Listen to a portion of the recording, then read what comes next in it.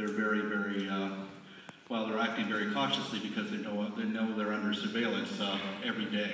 And we're going to stay there every day until March to watch what they're doing. You know, back in 1865, Emperor Meiji outlawed the samurai tradition.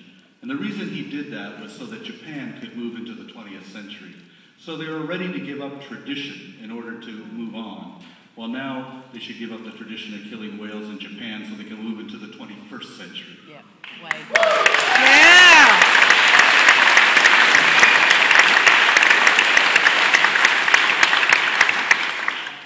We need to really see a new appreciation for life on this planet and an understanding that we're not here alone, that all of the other species that share this planet with us are very, very important to our survival.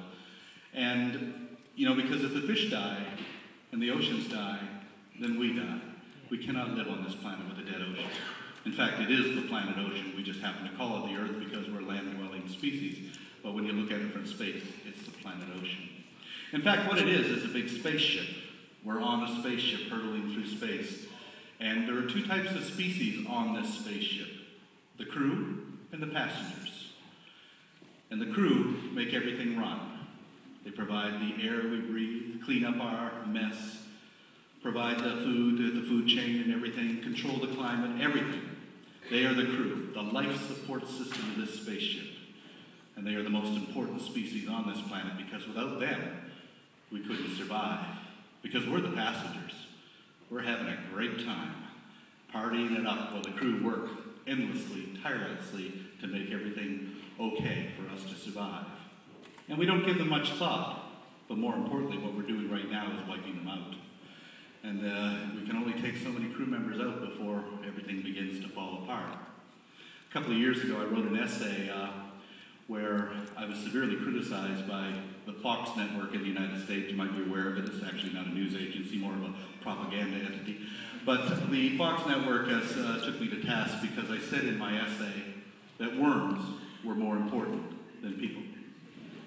And I actually said that just to get everybody upset, but they got me on there and they said, how could you say something so outrageous that worms are more important than people?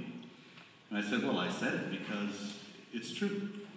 Worms are more important than people because worms can live on the earth without people, but people cannot live on the earth without worms. Mm-hmm. We need them. They don't need us. We need the fish. They don't need us. We need bacteria and ants and beetles and all of those other species that make this planet run. They don't need us. We need to protect them. We need to ensure that they survive if we're going to survive ourselves. We have to understand that the only reason we're here is because of the law of interdependence, that we are dependent upon all those other species. And in the oceans, we have life forms from the plankton which provide all of our oxygen to the great whales, which are probably the repository of all the knowledge in the sea. I happen to believe that whales are the most intelligent species on the planet. Of course, they get ridiculed for that. I was debating a Norwegian whaler one time, and he says, but Watson, you say that whales are more intelligent than people. This is really a stupid thing to say. How can you say something so stupid? I said, George, I happen to measure intelligence by the ability to live in harmony with the natural world, and by that criteria, whales are far more intelligent than we are. And he looked at me and says, well, by that criteria, cockroaches are more intelligent than we are. And I looked at him and said, George, you're beginning to understand what I'm trying to tell you.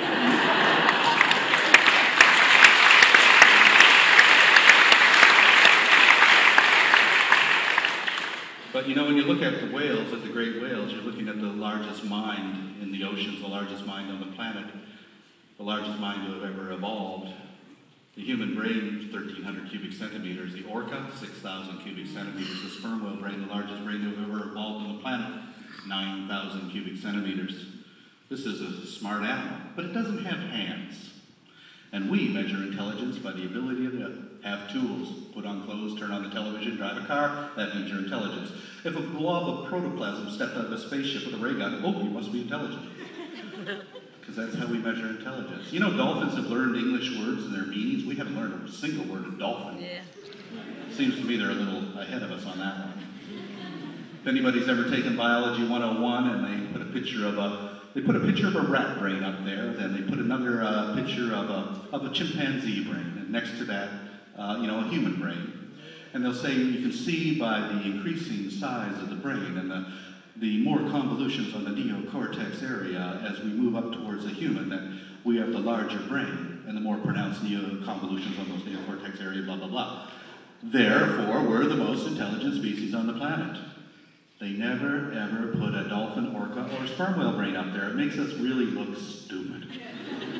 And since we don't like to look stupid, we just simply ignore the fact that it's there. They're incredibly intelligent creatures. But all species are intelligent in their own way because of their ability to live in harmony with the natural world. I was debating a NASA scientist one time. He said, well, the evidence that they're not intelligent is they'll never be able to explore space. We can explore space, but the dolphins aren't going to do that. And I said, well, why do they want to? As T.S. Eliot once wrote a poem, he said, man shall never cease from exploration, and the end result of all his searching is he'll be back where he began, where he started, but this time he'll know where he is. The dolphins know where they are, so they don't have to go all through the universe trying to find out where they are. And that's really a problem that we as a species have. We don't know where we are because we don't know where we came from, and because of that, we don't have any idea where we're going. What is this world going to look like 100 years from now, 1,000 years from now, 1 million years from now? Because everything we do right now in this generation will determine what kind of world this will be 1 million years from now. Will we survive? I don't think we'll survive unless we live in accordance with the natural laws of ecology and in harmony with all these other species. We have to do that. And if we don't, then there's no future for us. One of our problems is that when it comes to protecting life in the ocean is that we have all of the laws and the treaties and the regulations we need to protect our oceans. They're all there. We don't need any more. What we have is a failure on the part of governments to uphold and enforce those laws and regulations. That's what we need them to do, is to go out and do that. But no, there's a lack of economic and political motivation to go out and do that.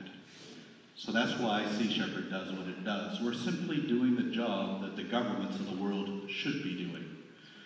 The Japanese are targeting endangered whales, protected whales, in an established whale sanctuary in violation of a global moratorium on whaling, in violation of the Antarctic Treaty, and they're in contempt of the Australian Federal Court. And what is Australia's government doing about it? The same as all the other governments. Nothing. Because, well, we might lose a wood chip deal with Japan if we enforce the law against them. It's a discrimination on the application of the law. This year, our vessel, the Adigillo, was cut in half and sunk and destroyed by the Japanese whaler Shonomaru No. 2. That Japanese captain hasn't been questioned by anybody. I don't know of a single case in maritime history where a captain has destroyed another ship, even accidentally, and has not been questioned by anybody. The Australian Maritime Authority did an investigation, but they told us, well, we couldn't really complete it because the Japanese wouldn't cooperate with the investigation. They also said something very strange, that the video evidence was inconclusive, and actually said that the video was of poor quality. And I'm going, let me see, 5 high-resolution television cameras for a major television show, and this was the most documented collision at sea that had ever taken place, and the Maritime Authority said they had inconclusive evidence of poor quality film. The problem is Japan would not cooperate. That's sort of like, a bank robber running from the bank. He gets caught on the videotape doing it. We've identified him, but I'm sorry, but we can't prosecute because he will not cooperate. I can tell you right now, if I had rammed and sunk a Japanese whaler in the Southern Ocean, the Australian Navy would have been down there to arrest me and bring me back and put me on trial. Where there's one law for them, and there's one law for us. We have to go down there and protect these whales, making sure we don't hurt anybody, and we've never injured anybody. But they're trying to kill us, and they're getting away with it.